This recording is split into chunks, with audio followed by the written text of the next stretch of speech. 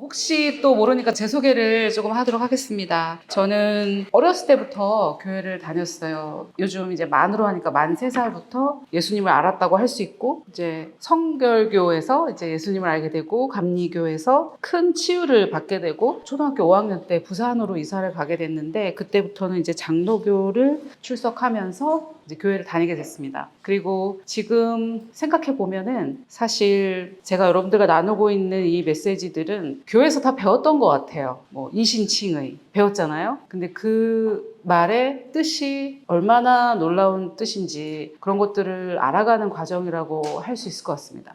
여러분 혹시 뭐 옛날 영화 제목인데 내가 알아야 될 것은 유치원에서 다 배웠던 뭐 이런 제목, 저도 보진 않았지만 하여튼 그런 제목 있었잖아요. 그런 것처럼 요즘 저는 이제 그런 생각을 계속 하게 되는 것 같아요. 뭐 제가 교회에서 안 가르쳐 주는 뭔가 특별한 거를 어디서 배워와가지고 나만 이걸 알고 있어, 이런 게 아닌 것 같다는 생각이 점점 들고, 오늘 여러분들과 나눌 이 내용도 사실 우리가 성경 말씀 그대로 믿는다면 뭐 그냥 다 아시는 그런 내용일 겁니다. 근데 우리가 성경 말씀을 그대로 믿지 못하기 때문에 다른 것들이 많이 필요한 거죠. 은사도 필요하고 음성도 들어야 되고, 여기 있는 거 아니에요? 다 말씀에 다 있는 건데 그거를 그대로만 믿을 수 있다면은 다 필요 없는 것들인데, 우리가 의심하고 불신하고 있기 때문에 그 불신에서 신앙으로 가는 그 과정인 것 같아요. 저는 이제 그런 생각이 들더라고요. 그래서 오늘 이 하늘아버지의 축복은 사실 제가 캐리스 바이블 칼리지라는 곳을 다니면서 하늘아버지, 하나님 아버지께서 나를 축복하셨고 나는 축복받은 사람이라는 것을 계시로 깨달아간 그 과정이 있거든요.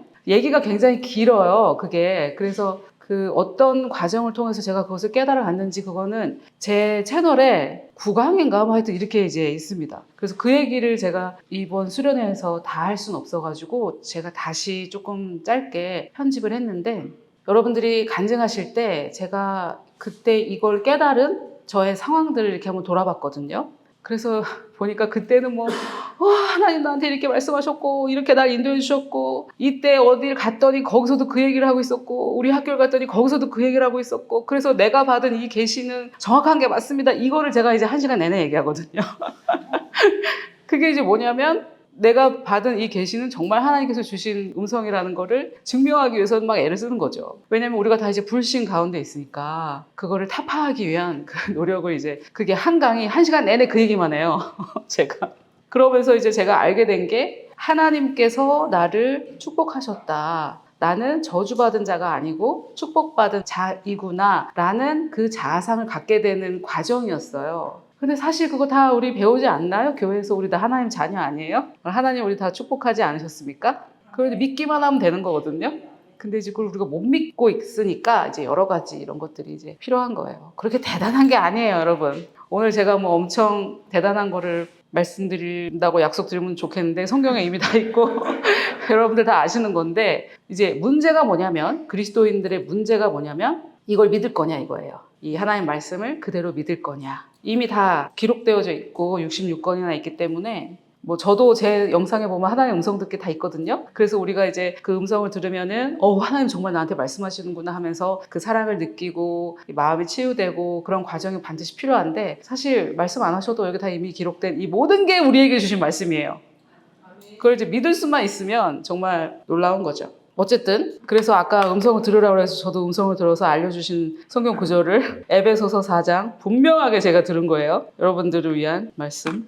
저를 위한 말씀이겠죠. 근데 제가 강사니까 모든 분들을 위한 말씀. 에베소서 4장 31절. 너희는 모든 악독과 노함과 분냄과 떠드는 것과 비방하는 것을 모든 악의와 함께 버리고. 그치? 이거는 그냥 어떻게 하면 되냐면 버리면 되는 거예요. 그냥 버리면 되는 겁니다. 옛사람은 어떻게 하면 돼요? 그냥 벗어버리면 되는 거예요. 근데 이렇게 간단한 건데 이걸 막 우리 너무 힘들게 이렇게 하고 있죠. 그래서 왜 그런지 그런 것들을 제가 이 하늘아버지의 축복을 제가 막 깨달았을 때, 그리고 이거를 제가 유튜브에 올렸을 때, 그리고 나서 시간이 많이 10년 넘게 지나갔거든요. 유튜브에 올린 지 10년이 넘었어요. 그 10년 동안 제가 성도님들께 말씀을 나누면서 이게 왜 이해가 안 되실까? 이걸 왜 이해를 못 하실까? 하면서 저도 나름대로 막 이렇게 공부하고 왜 이게 안 될까 이러면서 어떻게 하면 더 쉽게 전달할 수 있을까 이런 걸 고민하면서 깨닫게 된 것을 말씀드리도록 하겠습니다.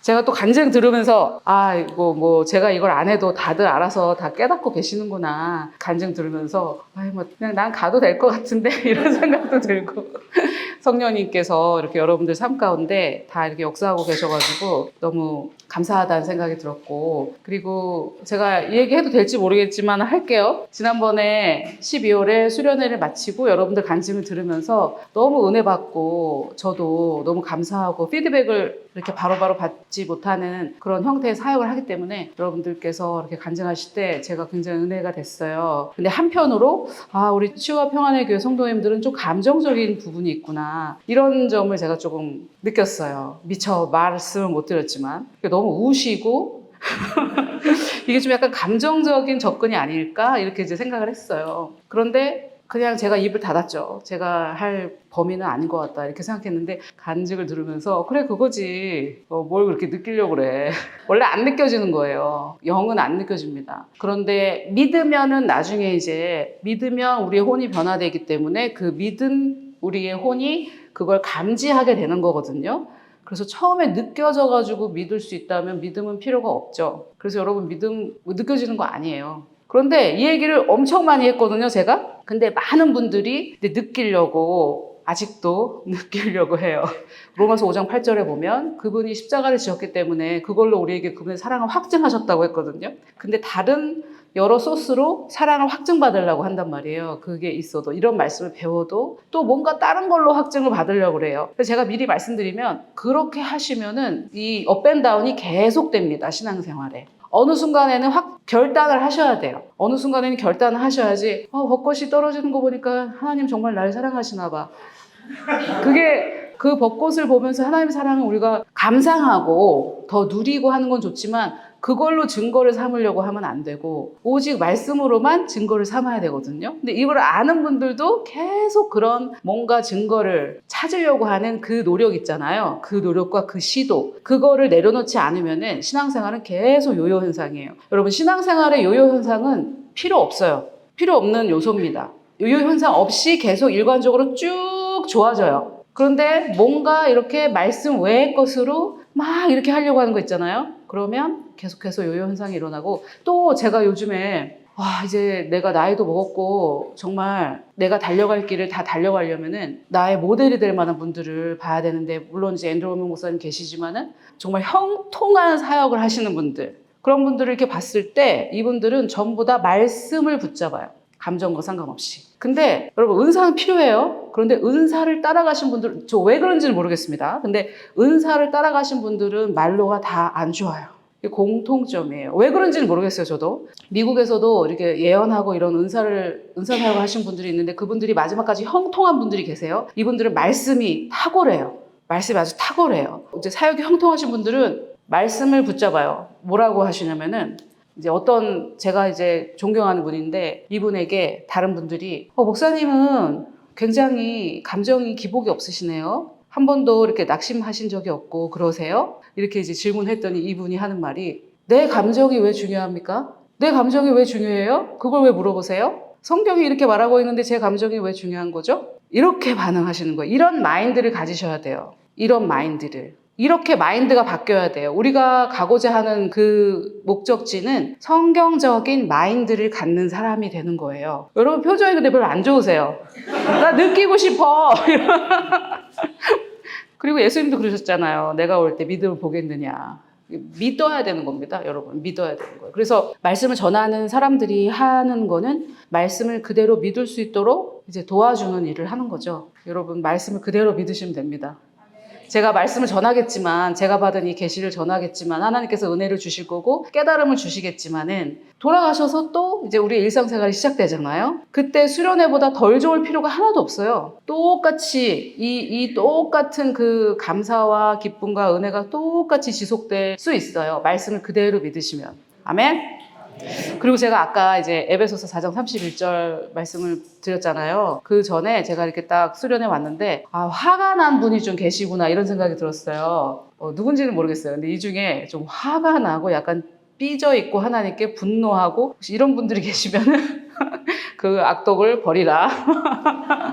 그냥 버리면 됩니다. 얼마나 간단해요. 그냥 버리면 돼요. 감정으로 느껴져야 되는 건 아니에요. 그래서 그냥 감정은 중요하지 않구나. 감정은 어떤 거냐면요. 뜨거운 거를 만지면 뜨거운 게 느껴지죠. 그러면 어떻게 합니까? 얼른 손을 놔야 되겠죠. 그렇게 하라고 주신 거예요. 아까도 이제 간증하셨는데 이쪽으로 이렇게 해보니까 우울해요. 그럼 글로 계속 가야 되겠습니까? 가지 말라는 사인이에요. 이렇게. 그래서 감정은 그렇게 활용하시는 거예요. 이해가 되세요? 이 피부로 느껴지는 거하고 감정이 느껴지는 거하고 똑같이 이렇게 생각하셔서 그렇게 감정을 그런 식으로 하시면 돼요. 그리고 이런 얘기를 하면은 그럼 하나님이 감정 주신 거는 뭐예요? 하나님이 감정 주신 거 아니에요? 이렇게 이제 말씀하시는데 감정을 주신다는 라기보다는 그 이제 혼의 그 감정을 느끼고 그 느껴진 감정을 판단하고 하는 능력을 주신 거죠. 그래서 뜨거우면 손을 떼고 따뜻하고 좋으면 그냥 계속 붙잡고 있어도 되고 그렇게 이제 감지하라고 주신 거죠. 그러면 이제 기뻐요. 그러면 기쁨 하나님이 주신 건데 내일은 슬퍼요. 그럼 어떻게 된 거 다시 가져가신 거예요? 내가 마인드 관리를 잘하면 기쁨을 유지할 수 있는 거죠.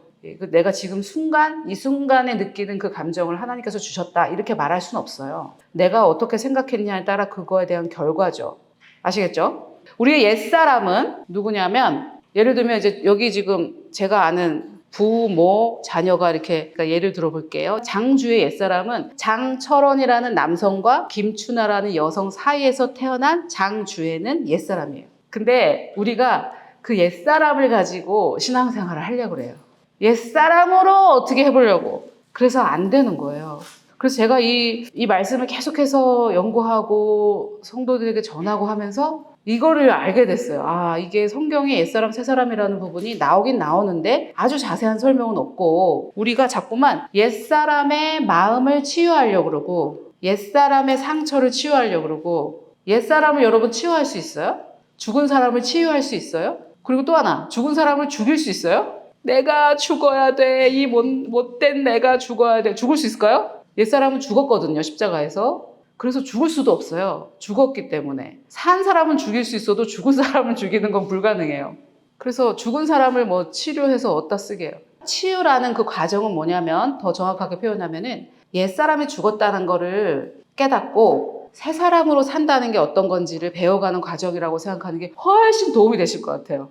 근데 그냥 옛사람을 치유하고 옛사람을 고치고 옛사람의 생각을 새롭게 하고 옛사람이 방언하고 옛사람이 고백하고 옛사람이 기도하고 옛사람이 용서하고 옛사람이 이렇게 하니까 안 되는 거예요. 가끔은 되죠. 가끔은 돼요. 되는 것 같아 보이는 건데 또 원래대로 돌아가잖아요. 옛사람으로 해서 그렇더라고요. 그래서 옛사람은 죽었구나라는 것을 깨달아가는 과정이고 그러면 새 사람은 어떻게 할까? 이거를 우리가 발견해가는 과정이에요. 아멘? 그러면 남성 장철원, 여성 김춘하의 자녀 장주의 옛사람은 어떻게 처리가 돼야 되냐면 고쳤을 수 없어요. 아무리 멘토링을 하고 코칭을 해도 안 돼요. 안 되는 게 맞아요. 옛사람은 어떻게 해야 되는 거냐면은 죽어야 되는 거예요. 옛사람은. 그럼 새 사람은 어떻게 해야 돼요? 태어나야 되는 거죠. 새 사람은. 태어나야죠. 그게 거듭남이에요. 여러분 거듭나셨어요? 그때 누구의 자녀로 태어나는 거예요? 그때 하나님의 자녀로 태어나는 거예요. 그러면 이제 장주의 자매가 목사님 당신 이제 내 아버지도 아니고 당신 이제 내 어머니도 아니고 그런 건 아니죠. 이제 육신의 아버지고 육신의 어머니고 하나님께서 이 육신의 가정을 회복하길 원하세요. 저는 그걸 부정하는 거 아닙니다. 이 육신의 가정도 회복하길 원하세요. 저는 그거 부정하는 거 아닙니다, 여러분. 그렇지만 영적으로는 어떤 건지 그걸 이제 한번 보도록 하겠습니다. 아멘? 네. 자, 1강. 제가 이거는 원래 1강이 아니었는데 제가 이것부터 해야 된다라고 생각이 들어가지고 조금 순서를 바꿨어요. Who is your father? 누구 아버지 뭐 하시노? 우주 만물을 다스리고 계십니다. 이게 정답이지. 예? 맞아요? 누가 당신의 아버지십니까? 아무개요. 저 아버지 이슈가 좀 있어요. 아버지에게 상처받아가지고. 아버지 이슈가 있는 자아상. 그리고 좀 죄송한데 이제 상한 마음의 치유 그거 할 때는 제가 자아상이라는 그 단어를 생각해내지 못했을 때라 가지고 조금 헷갈리실 것 같아요. 정체성과 자아상이 조금 헷갈리실 것 같은데 아버지 이슈가 있는 자아상을 가지고 있는 거죠. 그러니까 어떻게 돼요? 아버지한테 상처받은 나라는 거짓 정체성이 있고 그걸 어떻게 해야 돼요? 해결하고 치유해야지. 될까요? 세상에서 되는 만큼 될 거예요. 세상에서 하는 만큼 정도 될 거예요. 근데 우리 기독교는 그런 게 아닙니다. 그 아버지에게 상처받은 그 사람은 어떻게 됐어요? 죽고 없어요. 그 사람은 죽고 없어요. 그래서 아무개의 아들, 우리 아버지 아무개, 우리 어머니 아무개, 이 두 사람에게서 태어난 나는 이런 자아상을 가지고 있고, 그러니까 이렇게 살아야 되고, 어깨가 너무 무겁고 내 삶은 힘들어. 그래서 이거를 우리가 옛사람 새사람으로 접근하면요, 그냥 하루 만에 해결될 수 있는 문제예요. 하루 만에. 이렇게 어려울 일이 아니에요. 사람 마음의 치유 강의 몇 개입니까? 그렇게까지 할 것도 그 당시 계시가 거기밖에 안 돼가지고 이제 어쨌든 다 도움은 받으실 거예요. 근데 그 상한 마음의 치유를 제가 강의하기 전에 이걸 몰랐냐? 저도 알았는데 제가 거기까지 계시가 미치지 못했던 거죠. 아, 이 옛사람은 죽었고 새 사람은 살면 되는구나. 이거를 제가 몰랐던 거죠. 그러면 예를 들어서 이제 아까 이제 왔는데 여기 들어왔는데 기분이 안 좋고 막 화가 나고 짜증나고 이런 마음이 들어요. 그러면 옛사람 새 사람으로 접근하면 이제 어떻게 하시면 돼요? 이거 새 사람이에요, 옛사람이에요? 이거는 애들도 알더라고요. 말씀 많이 몰라도 돼요. 막 짜증나고 막 이런 거는 옛사람 새 사람. 그 옛사람은 어떻게 됐습니까? 죽었어요. 그럼 어떻게 하면 돼요? 벗어버리면 되고, 아까 악독을 버리면 되고, 그러면은 새 사람은 어떻게 할까? 아, 이 주 안에 형제 자매들이 이렇게 모여 있는데 이 기회가 자주 오는 기회도 아니고, 아, 그러면은 어떻게 하면 좋을까? 서로 어떻게 인사하고 교제하고 좋은 마음으로 그렇게 하겠구나. 저는 그런 마음이 안 느껴지는데요. 그 이제 12단계 치유하고 있어야지 이제. 아시겠어요? 그런데 아까 이제 우리 집사님이 아주 그 옛사람의 그 끈질긴 근성을 정확하게 표현해 주셨는데 즐기고 싶어요. 화난 그 옛사람의 그거를 즐기고 싶어요. 근데 그 옛사람은 죽었고 우리의 혼 가운데 마인드에 남아있어요. 죽어서 묻었어요. 예수님과 함께 장사됐거든요. 그래서 그 옛사람은 없는데 우리 마인드 가운데 사고 방식으로 남아있어요. 사고 방식으로. 그래서 내 핸드폰에 뭐 앱이 하나 깔려 있으면은 이제 자동으로 그 앱이 돌아가잖아요. 한 번만 아니면 항상 이걸 항상을 잘못 누른 거야. 그래가지고 나는 그걸 하고 싶지 않은데 그걸 항상 40 몇 년을 그렇게 살아가지고 그 앱이 자동으로 돌아가는 거예요. 그럼 내 옛사람 안 죽었나? 안 죽은 게 아니고 뭐가 남아있는 거예요? 그냥 앱이라고 생각하시면 돼요. 마인드의 그 생각 과정. 1번 탁 건드리면 그 다음에 2번, 3번, 4번 이렇게 자동으로 돌아가게 된 거예요. 그럼 어떻게 해야 되냐면 얼른 그냥 이렇게 돌아오시면 되는 거예요. 그거를 이제 자꾸 옛사람 벗어버리고 새 사람을 입는 그 연습을 자꾸 하시면 되는 거죠. 그래서 옛사람은 죽었어요. 예수 그리스도와 함께. 그리고 새 사람이 태어났어요. 예수님 부활하실 때. 이거를 믿고 오늘 이 하늘아버지의 축복을 들으시면 더 이해가 잘 되실 거예요. 아멘? 자, 우리의 아버지는 The Father, 제가 유일한 아버지라는 거, 한 분. 여기에 여기 지금 다 거듭나신 분이라면 우리 아버지는 누구 아버지 뭐 하시노? 그 누구 아버지는 몇 분이에요? 같은 아버지예요. 그러니까 형제 자매라고 하는 거죠. 그러니까 뭐 원래 다 알고 있었어요. 형제 자매. 근데 이제 교회 용어가 됐죠. 그냥 교회 용어. 남자는 형제, 여자는 자매. 그 뜻이 너무 바래고 희미해지고. 근데 여러분 저는 진짜 장 목사님 볼 때 진짜 내 형제라고 생각해요. 우리 엄마, 내 육신의 엄마 아빠에게서 난 제 오빠 한 명이거든요. 그 오빠나 이 형제님들이나 같아야죠. 같아야죠. 그게 믿는 거예요. 그게 진짜 유일하신 한 아버지를 우리가 같이 소유했다라는 증거죠. 그리고 하나님 아버지의 자녀로 다시 태어났다는 건 뭐냐면은 이번 생은 망했고 다음 생에는 뭐 이태리 여자로 태어나고 싶어요. 제가 다녔던 캐리스 바이블 칼리지에서도 그런 사람들 왜 그런 얘기 하는지 몰라. 다음엔 태어난다면 이태리 여자로 태어나고 싶대. 다음에 태어날 일이 없습니다. 제가 그렇게 얘기해 줬는데. 그러면 이번에도 사람이고 다음에도 사람이고 그게 아니고 우리가 죽은 그 옛사람은 자연적인 인간이고요. 다시 태어난 새 사람은 어떤 사람이에요? New creature, 새로운 피조물. 종속, 과목, 강문계의 포유류가 아니에요. 여러분 우리는 인간이 아니에요. 우리 인간인 줄 아셨죠? 인간이 아니에요 우리는. 새로운 피조물. 개가 2마리가 있는데 얘는 뭐 푸들이고 얘는 치아와고. 그래서 크리스찬, 난 크리스찬. 인간이 2종류가 있는데 크리스찬이고 난 크리스찬이고. 그런 게 아니고 이런 게 저런 게 이런 사람 저런 사람이 아니고 우리는 아예 다른 종류의 피조물이에요. 하나님의 영을 소유한. 이거를 알아가는 거죠 이제. 이거를 알아가는 거죠. 와 내가 그럼 인간이 아니야?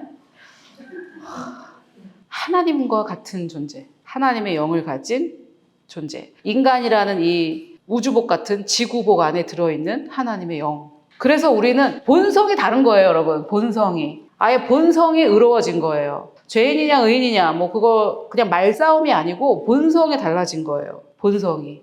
이것도 느껴질까요? 안 느껴지는 게 이제 조금 문제죠.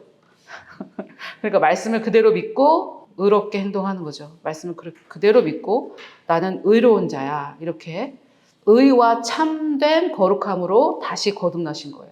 거듭난 새 사람은 의롭고 참으로 거룩해요. 이제 우리가 영접할 때, 예수님을 영접할 때, 곧 예수라는 그 이름을 믿을 때 우리가 이제 하나님의 자녀가 되는 권세가 생기는 거죠. 하나님의 자녀. 그래서 우리는 이제 하나님의 자녀예요. 이걸 이제 믿으면은 이제 완전 난리가 났었어야 됐는데.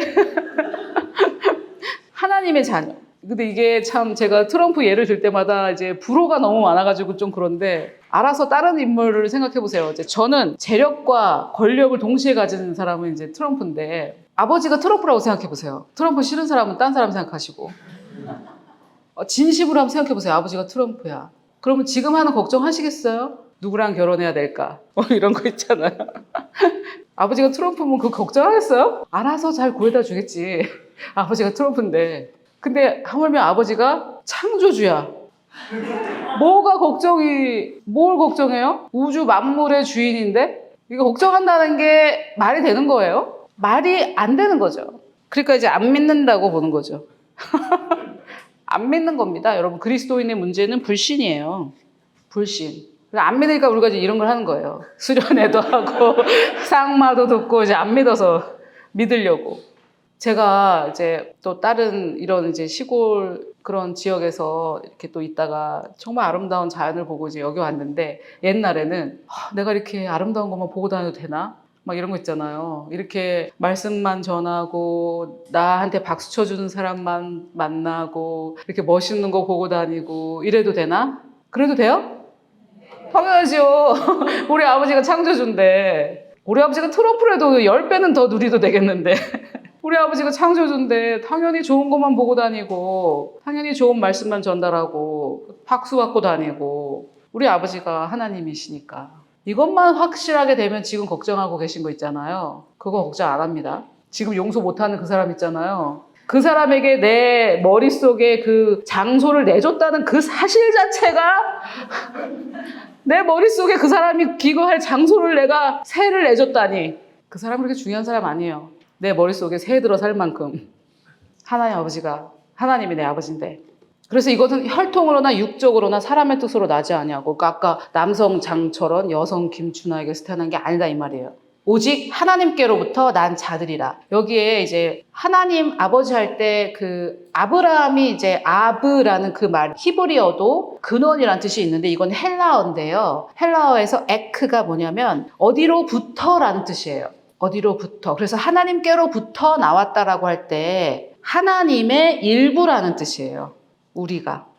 이것만 우리가 깨달으면요. 요한복음 1장 12절만 깨달으면 각에 흐르는 저주가 존재하는가 마는가에 대한 답변을 알 수가 있습니다. 지난번에 제가 이제 율법의 저주에 대해서 설명하면서 신명기에 각에 흐르는 저주가 나옵디다 이렇게 얘기했잖아요. 그래서 우리가 율법에 근거해서 살려고 하면 이 각에 흐르는 저주도 역사해요. 그거에 대해서 제가 지난번에 설명을 드렸는데 각에 흐르는 저주는 있을까요? 없을까요? 답은 yes and no예요. yes and no예요. 이거에 대해서 제가 오랫동안 진짜 이게 도대체 뭐지? 각에 흐르는 저주가 있는 거야 없는 거야? 율법의 저주에서 우리 속량됐다 그러는데 실제 성도들의 삶을 보면 정말 각에 흐르는 저주가 역사하고 있어요. 이게 도대체 어떻게 된 일인가? 육적으로 난 그 옛사람 남성 장철원 여성 김춘하에게서 태어난 장주애로 살면 각에 흐르는 저주가 어떻게 될까요?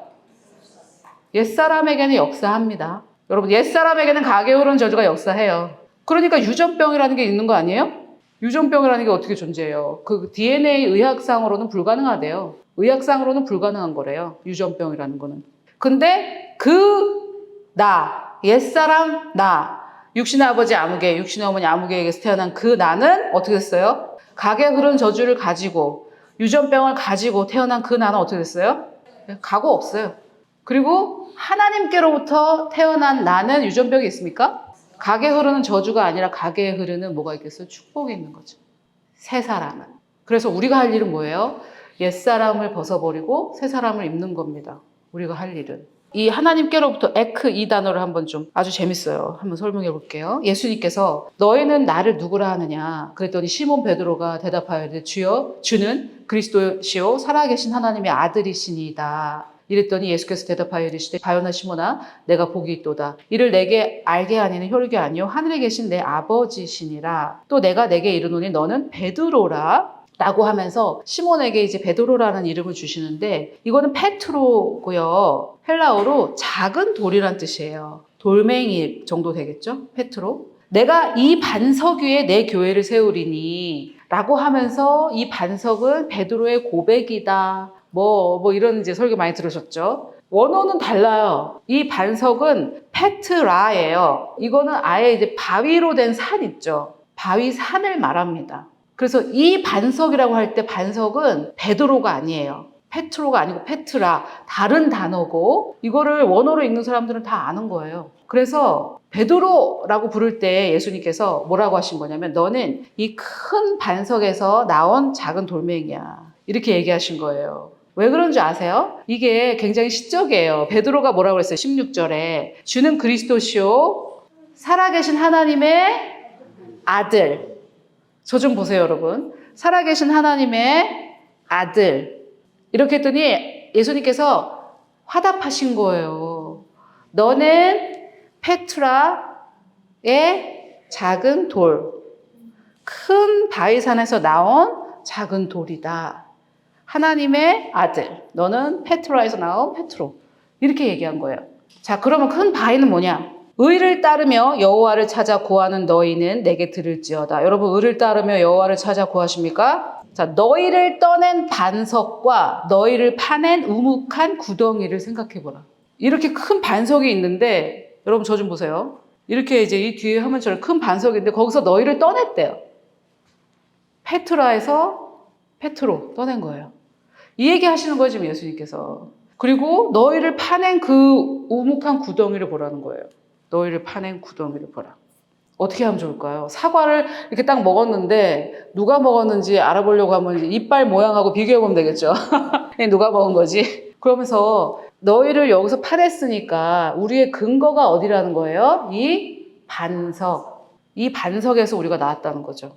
이 반석 위에 하나님이십니다. 반석은. 베드로가 아니에요. 시편 144편 1절. 나의 반석이신 여호와. 이 얘기예요. 이 얘기. 그래서 이 반석에서 나온 베드로. 하나님의 아들 예수. 당신은 하나님의 아들. 그래? 너도 하나님의 아들이다. 그 얘기예요. 너도 하나님에게서 나왔어. 그리고 이 하나님 위에 내가 집을 짓는다. 내 교회를 짓는다. 자, 그래서 반석이 누군지 아시겠죠? 반석은 하나님이시고 나는 거기서 나왔어요. 우리가 육신의 아버지가 자랑스럽지 않을 수도 있잖아요.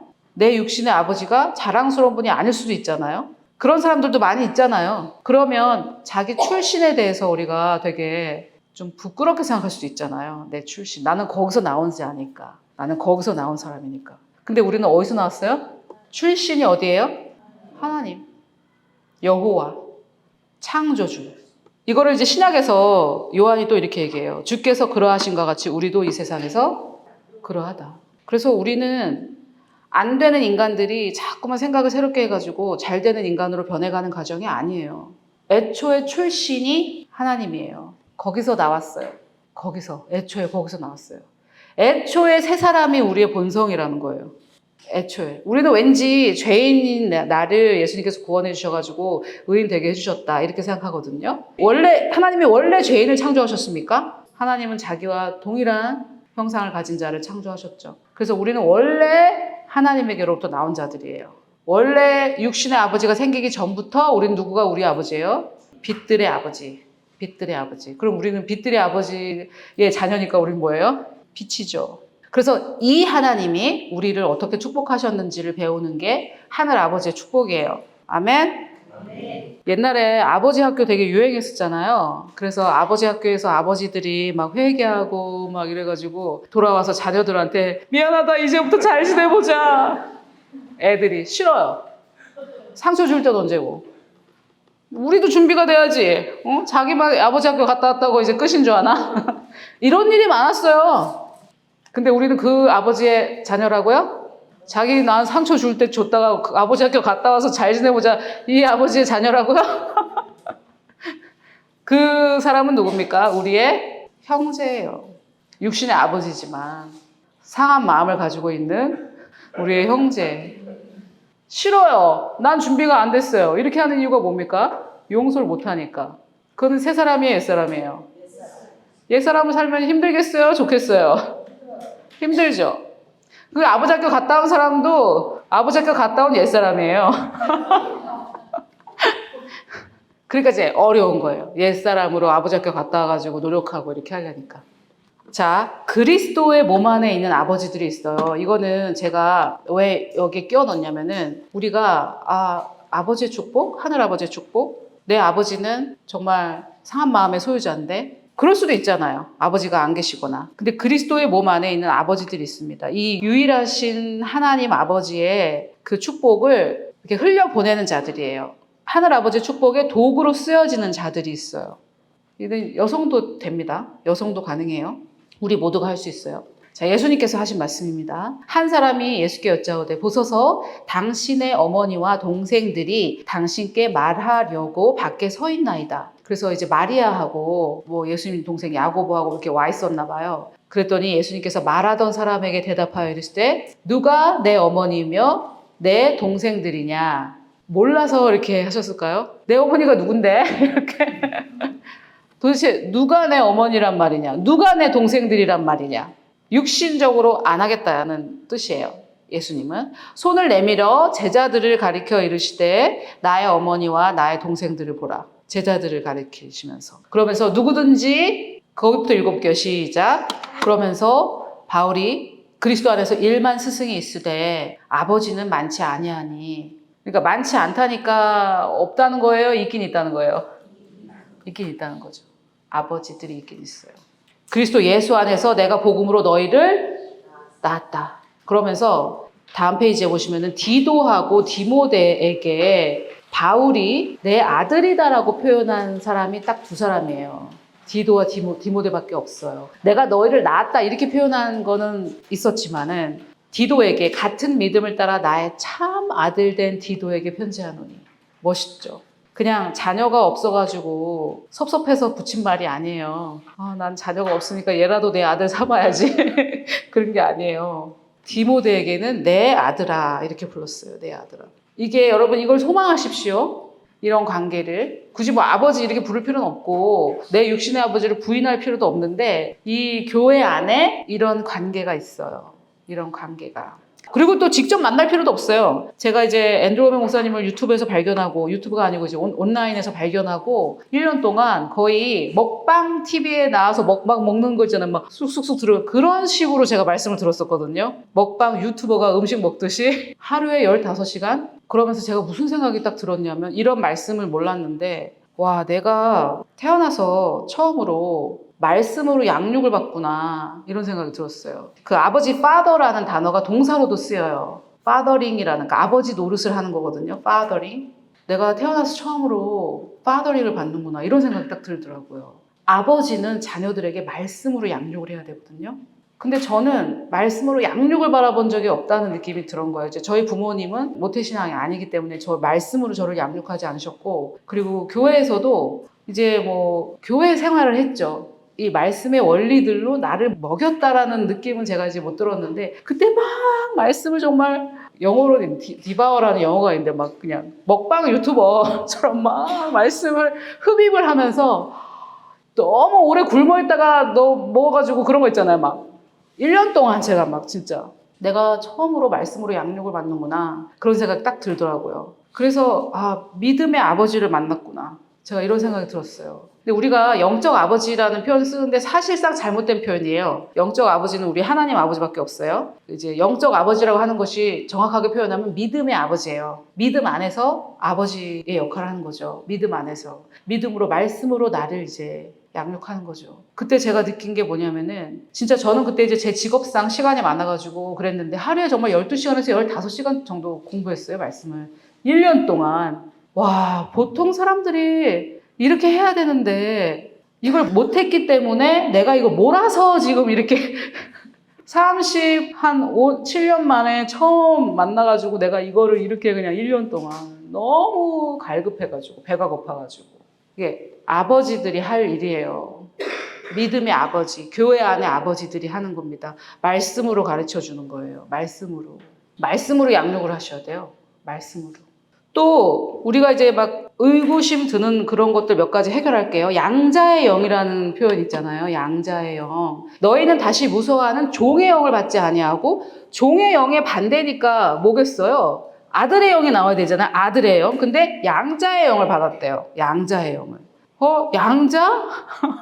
우리가 생각하는 양자는 뭐예요? 진짜 자식이 아닌 거잖아요. 너 알고 보니 양자였어.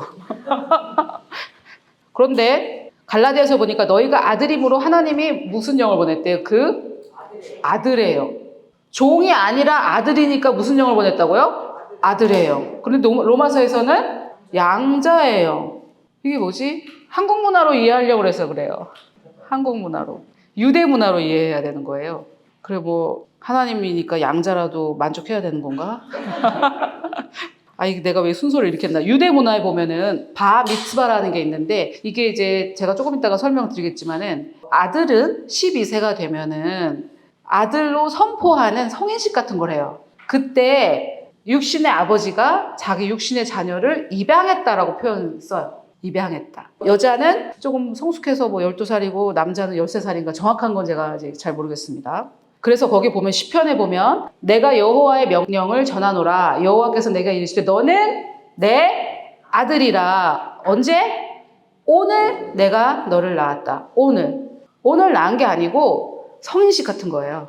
바 미츠바를 하면서 오늘이 너를 내가 입양한 날이다 하면서 하는 게 이제 유대의 양자의 개념입니다. 그래서 제가 이 문화를 몰라도 로마서 8장 15절과 갈라디아서 4장 6절을 보면은 양자의 영이 곧 무슨 영이에요? 아들의 영이라는 것을 알 수 있죠. 아들의 영.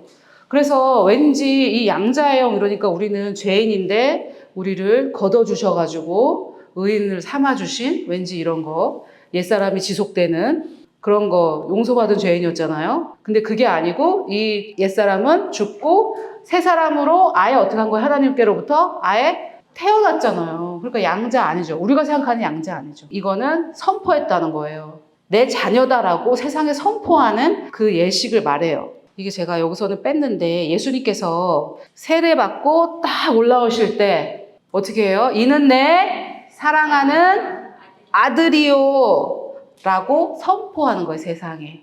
이게 바 미츠바예요. 내 아들이다 이렇게. 원래 하나님의 아들이셨지만 딱 이제 세상에 데뷔하시는 그 무대 때 하나님께서 내 아들이요 하고 이제 선포해 주시잖아요. 그게 바로 양자의 영입니다. 아들의 영이고. 이거 해소되셨나요? 양자. 파양 안 당합니다.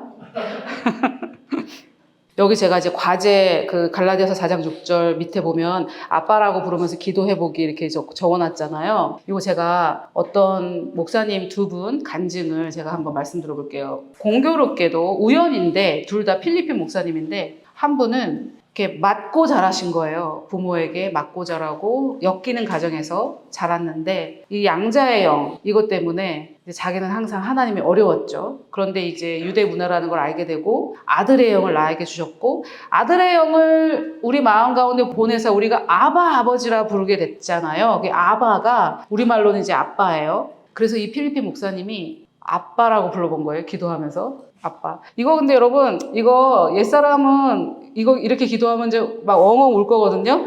새 사람은 굳이 이렇게 안 해도 되는데 엉엉 울 필요가 좀 있다 나는. 그러면 이제 한번 해보세요. 아직 옛사람으로 조금 더 살고 싶다 며칠간은 이러면 이제 근데 그분은 그렇게 했다 이건데 이제 이분이 아빠 이렇게 부르면서 밤새 울었다고 그러더라고요. 밤새 아빠 이렇게 울었대요.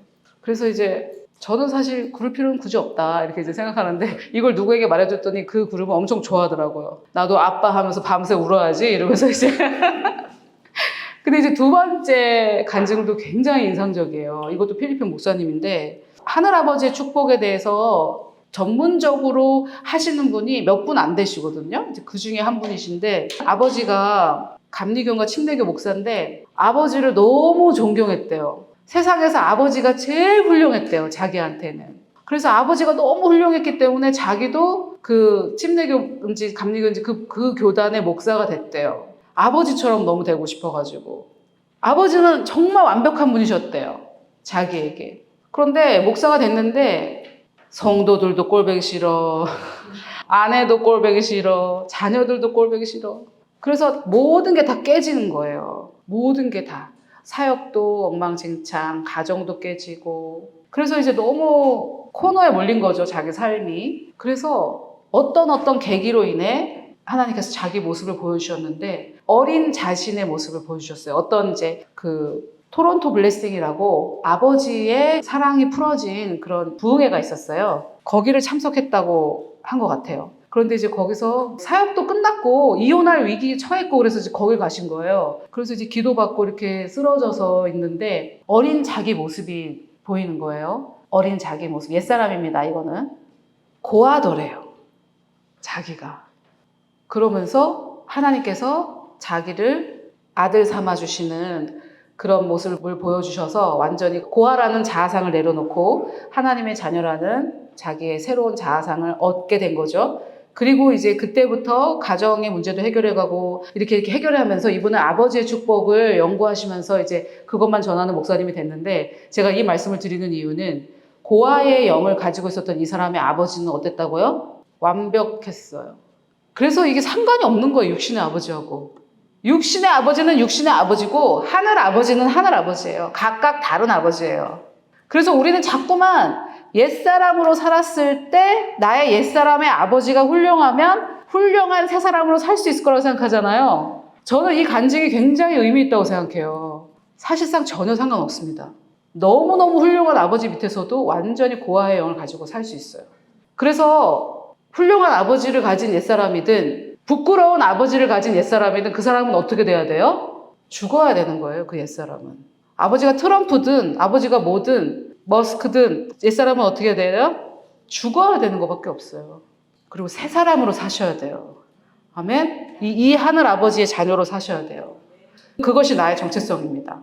자, 저는 어떻게 믿냐면 개인적으로 이 하늘 아버지의 축복이 우리에게 성령 세례를 통해서 주어진다고 개인적으로 믿고 있어요. 개인적으로.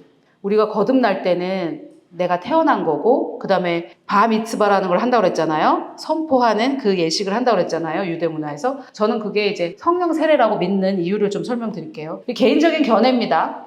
그렇지만 성령 세례를 다 받으시면 좋아요. 성령 세례 다 받으셨나요? 그러면 하늘 아버지의 축복을 받으신 거예요. 아멘.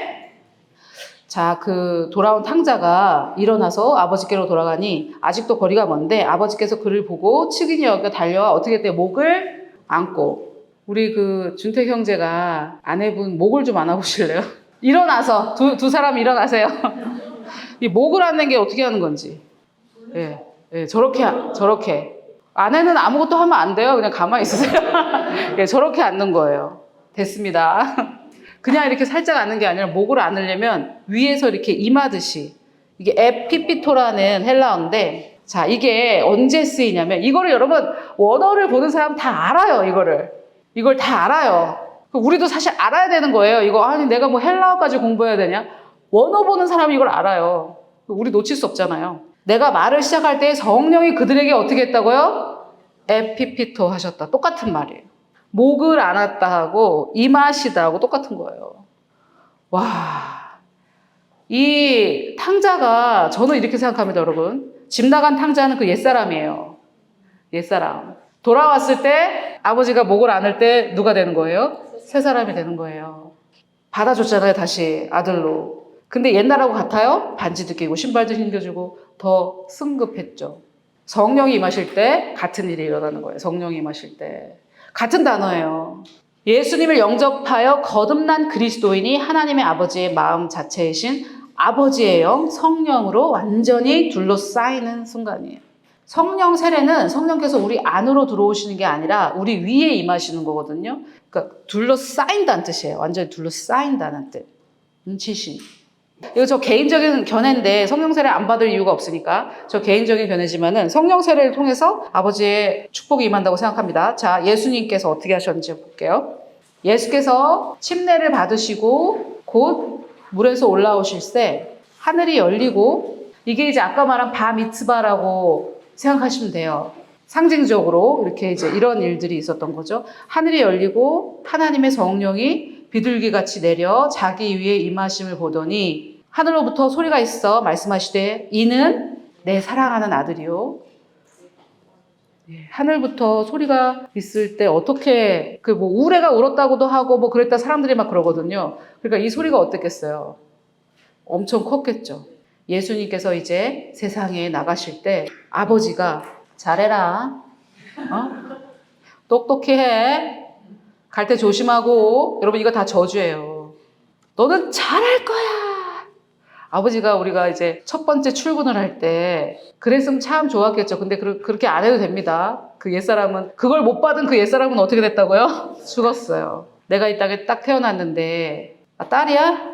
이렇게 첫 음성을 들었을 수도 있고, 또 학교 가는데 첫날 가는데 잘할 거야 이렇게 해야 되는데 쓸데없는 짓거리 하지 말고 뭐 이런 말 들었다든지, 뭔가 첫 데뷔를 할 때 아버지의 축복이 있어야 정상이거든요. 그래야 그 아이가 정상적으로 성장하거든요. 아버지가 축복을 해줘야 돼요. 아내들도 마찬가지예요. 아내들도 남편의 축복을 받아야 되고. 근데 우리는 그렇게 못했잖아요. 그래서 어떻게 하자고요? 아버지를 원망하자고요? 그 아버지 원망하는 그 사람은 옛사람, 새사람? 옛사람을 살면 좀비로 사는 거예요. 죽었으니까. 여러분, 좀비는 친구가 누굴까요? 여러분이 새 사람이면 좀비하고 친구 오래 할 수 있을 것 같아요? 하나님 나라에서도 끼리끼리 모이게 되어 있어요. 좀비도 새 사람이 불편해요. 좀비도 새 사람이 불편해요. 나 너무 힘들어. 넌 새로운 피조물이야. 힘들 필요 없어. 티내. 그러니까 누구랑 친구하겠어요? 좀비는? 좀비끼리 모여 있는 거예요. 이게 멸시하는 스타일로 말하는 거 아닙니다. 팩트예요. 옛사람으로 살고 있으면 새사람으로 사는 사람이 불편해요. 내가 옛사람으로 살고 있는데 새사람으로 살고 있는 사람이 편안하지 않아요. 옛사람으로 살고 있을 땐 누가 편할까요? 내가 술 마시는 안수 집사일 때는 어떤 안수 집사가 편할까요? 술 마시는 안수 집사들끼리 만나서 술 먹는 거지. 너 안수 집사인데 이래도 되냐? 이런 새 사람 친구는 불편하죠. 그래서 성장이 없어요, 여러분. 옛사람으로 살면 성장 안 합니다. 얼른 그냥 새 사람으로 바꿔버려야 돼요. 누가 주변에서 옛사람으로 살고 있나?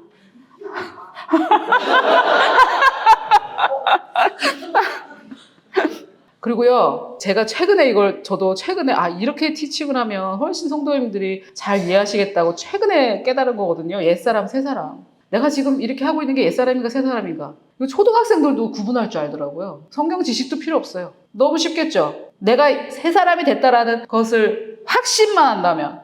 그죠? 새사람은 안 삐집니다. 새사람은 안 삐져요.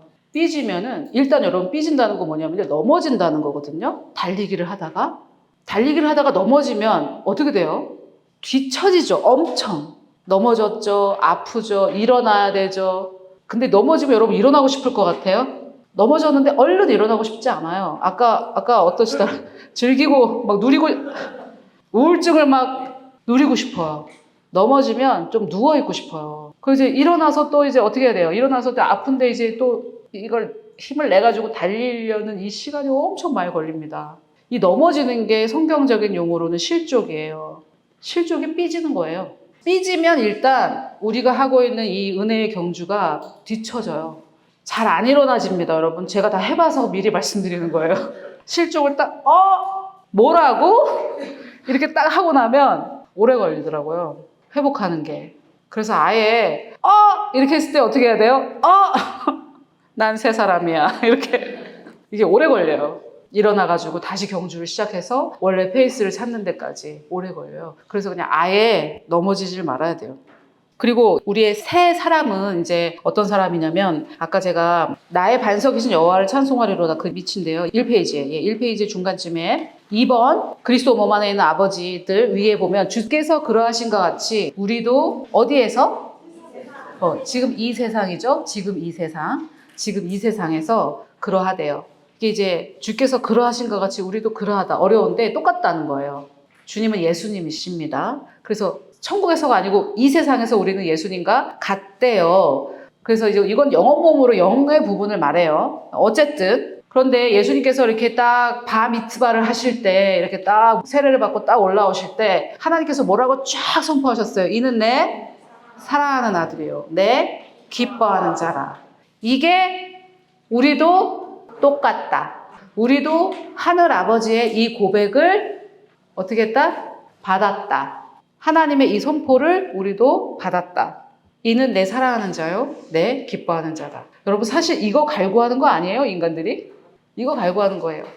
내 육신의 아버지의 사랑을 받고 내 육신의 아버지의 기뻐하심을 받는 것만 해도 인간은 굉장한 자신감을 갖게 된대요. 아버지가 많이 안아준 아이들 있죠? 이렇게 안아서 위로 올려준 애들 키워보신 분들 애들이 자꾸 안아달라고 그러죠? 그렇게 해야 된대요. 그렇게 해야 되는데 아버지가 이렇게 안아준 애들이 자신감이 충만하대요. 심리학에서도 그냥 우리 인간 심리학에서도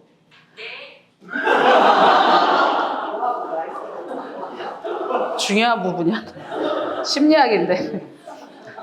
근데 우리는 어떻게 하늘 아버지가 우리를 안아주셨죠. 하늘 아버지가 우리를 안아 창조주이신 아버지가. 인간 아버지는 나를 인정해도 창조주가 나를 인정하면서 너는 나의 사랑하는 아들이요. 나는 딸이라서 인정을 못 받았다. 아들입니다, 아들. 하나님에게는 내 사랑하는 아들이요. 내 기뻐하는 자라. 기뻐하는 이 부분이 의로움이에요. 흠을 찾지 않는다는 거거든요. 기뻐하신다. 그래서 여러분 생각해 보세요. 우리가 이해가 어두우니까 육신의 방법대로 한다라고 바울도 얘기했잖아요. 그래서 이방카 있죠? 트럼프 딸. 트럼프가 굉장히 자랑스러워하거든요. 특히 그 많은 자녀들 중에 이방카를 굉장히 사랑한다고 다들 알고 있더라고요. 그러면은 그 권력과 대통령까지 했고 재력이 있는 아버지가 다른 자녀들보다 나를 더 사랑하고 이뻐하고 그래요. 이방카로 감정이입해 보십시오. 지금 실제로도 너무 예뻐. 그럼 딱 집을 나갈 때, 집을 나설 때 나는 이방카 트럼프야. 딱 나설 때 어떨 것 같아요? 당연히 자신감 있겠죠. 비행기표 끊을 때 싼 거 찾을까요? 돈이 없으면 싼 걸 사셔야 되는데 그 사람은 어떻겠어요? 돈이 문제는 아니겠죠? 근데 우리는 그 뒤에서 나를 지지해주는 그 존재가 트럼프가 아니고 우린 누구라고요? 창조주. 창조주가 나를 뒤에서 지지하고 있어요. 그러면은 사실 여러분 그거를 우리가 진짜로 믿는다. 내가 정말 그걸 진짜로 믿는다. 창조주가 나를 사랑하고 창조주가 나를 기뻐한다. 그러면은 어떨까요? 할렐루야. 뭐가 겁이 날까요? 든든하겠죠. 진짜 든든하겠죠. 목회를 하든 사업을 하든 뭘 하든 뒤에서 누가 받쳐주는데 창조주가 받쳐주는데 나를. 그래서 이런 사람들은 자존감이 높겠죠. 이걸 진짜 믿는다면 자존감이 높아요. 그러니까 나를 막 증명하려고 안 해요. 나를 막 증명하려고 안 해요. 여러분 그런 사람들이 말씀만 붙잡을 수 있는 거예요. 그런 사람들이. 나 자존감이 높고 하나님이 나를 지지하는데 말씀이면 되는 거지. 자꾸 은사 자랑하다가 이상한 데 빠져요. 여러분 말씀만 믿는 사람은 이상한 데 안 빠지더라고요. 근데 이상한 데로 빠지는 사람들 다 정말 초반에는 괜찮았대요, 다들. 은사를 왜 자랑해야 됩니까? 나를 증명하고 싶은 거예요. 은사는 유익하라고 주신 거예요. 타인을 도우라고. 나 외에 교회 안에 형제자매를 도우라고. 나를 증명하라고 주신 게 아니에요. 근데 우리가 다 연약한 부분이 있기 때문에 그렇게 하는데 제가 말씀드리는 이유는 그 왜 그렇게 하는지를 말씀드리는 거예요. 왜 그렇게 하는지. 하늘 아버지이신 창조주께서 뒤에서 나를 지지하고 계신다. 이런 사람은 자기를 증명해야 될 니드가 없어집니다. 자기를 증명해야 될 니드가 없어요. 내가 어떤 사람이냐 말이면요. 이런 게 없어요. 자기를 증명해야 될 니드가 없어요. 왜? 자기가 누군지 아니까. 내가 누군지 아니까. 그래서 저 끝에 앉아도 앞에 앉으시죠. 예수님 예화 있죠. 앞에 앉으면 나를 내세우려고 하는데 뒤로 가시죠. 이렇게 되는 거예요. 그래서 여러분 진짜 하늘 아버지에게 지지를 받고 있고 나는 정말 하늘 아버지가 나를 기뻐하신다라는 걸 알면 인간은 그때 진정으로 겸손해질 수 있는 것 같아요. 내가 누군지 알 때. 그때 진짜 그 더 큰 은총 더 큰 은혜에서 말하는 그 참된 겸손 있죠. 진짜 겸손. 진짜 겸손해질 수 있는 것 같아요. 자기가 누군지 알아야 겸손해질 수 있는 것 같아요. 뭐 이렇게 증명할 니드가 없거든요. 증명할 니드가 뭐냐? 뭐 다른 것들로 막 자기를 꾸미려고 해야 될 것 같은 느낌 있잖아요. 다른 것들로. 뭐 말하고 싶은데 말을 해도 되나 모르겠네. 막 명품 입어도 돼요. 제가 오해하실까봐 말 안 하려고 그랬는데 입어도 되는데 굳이 그걸로 나를 왜 그렇게 포장해야 되냐고요. 내가 명품인데. 내가 입는 게 명품이에요. 내가 입는 게 명품이지. 경매 내놓으면 이거 엄청 비싸요. 내가 명품인데 왜 명품을 쫓아가겠어요? 그게 그 자존감은 어디서 온다? 이 하늘아버지가 나를 축복하셨다. 이 하늘아버지가 나를 사랑하시고 기뻐하시고 뒤에서 나를 지지하신다. 이걸 알 때 자기를 내세울 필요도 없고 옛사람으로 살 필요도 없고 시기, 경쟁, 질투 이런 걸 왜 합니까? 새 사람들은 안 해요. 악독, 노함, 분내, 떠드는 거, 비방 이런 건 안 해요. 옛사람의 행동들을 버리고 벗어버리라는 얘기죠. 그래서 제가 이제 액티비티를 하나 하자고 제안을 했거든요. 이거는 도깨비 방망이는 아닙니다, 여러분. 마술도 아니고요. 제가 미국 기독교 TV에서 봤는데 이게 이제 마치 제가 생각할 때는 우리가 세례의 의미를 확실하게 알고 세례를 받았어야 되는데 그냥 우리가 이제 세례의 의미를 확실하게 모르고 이제 받았을 때 이런 거를 이제 하면 도움이 될 것 같은데 내 육신의 아버지 아무개와 내 육신의 어머니 아무개를 통해 태어난 나의 옛사람은 십자가에서 죽었습니다. 이제 이 몸속에 사는 나의 새 사람은 예수께서 부활하실 때 태어난 하나님 아버지의 아들입니다. 여러분 우리는 아들입니다. 딸은 아니에요. 교리적으로 볼 때는 우리는 아들이에요. 형제님도 신부듯이. 나는 이 블러드 라인이 뭐냐면 혈통이에요. 혈통이 이제 우리는 혈통인데 영어로는 블러드 라인이거든요. 이제 이어져 내려온다고 해서. 근데 이제 그 어떤 선을 만들어 놓고 나는 이 블러드 라인을 넘어섬으로써 그 영적 진리를 세상에 선포하고 그러니까 우리만의 바미츠바를 하는 겁니다. 앞으로는 내게 주신 그리스도를 믿음으로 하나님의 아들 새 사람 아무개로 살아갈 것입니다. 이거를 이제 할 거예요. 이제 액티비티 목사님께서 이제 진행하실 건데 이게 여러분 이렇게 했다고 이렇게 되는 건 아니고 여러분들 다 거듭나셨습니까? 다 성령 세례 받으셨습니까? 그러니까 그런 이제 사실혼이라면 이거는 이제 결혼식 같은 거예요. 그래서 2024년 4월 19일에 나는 그 블러드 라인을 넘었다는 것을 세상에 선포하는 겁니다. 나는 세상에 선포했어. 그래서 그 옛사람은 죽었어. 나는 그 옛사람을 더 이상 뭐 어떻게 치유도 하지도 않고 안 할 거야. 필요하면 하세요. 필요하면 하지만 그 옛사람은 죽었어. 나는 이제 좀비로 살지 않겠다. 옛사람이 점점 변화되는 그 종교 생활은 이제 나는 안 하겠다. 나는 시작을 아예 처음부터 새 사람에서 시작하겠다. 왜? 2024년 4월 19일에 나는 블러드 라인을 넘었어. 그 어떤 지게석이라고 하는데 그걸 마크로 어떤 표식으로 오늘 그걸 하는 거예요. 그러려면은 당신의 아버지는 누굽니까? 예, 이걸 아셔야 돼요. 아멘.